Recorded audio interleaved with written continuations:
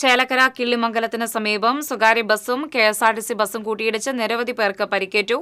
കാലിന് ഗുരുതര പരിക്കേറ്റ കെഎസ്ആർടിസി ബസ് ഡ്രൈവറെ തൃശൂർ മെഡിക്കൽ കോളേജ് ആശുപത്രിയിലെ തീവ്രപരിചരണ വിഭാഗത്തിൽ പ്രവേശിപ്പിച്ചു.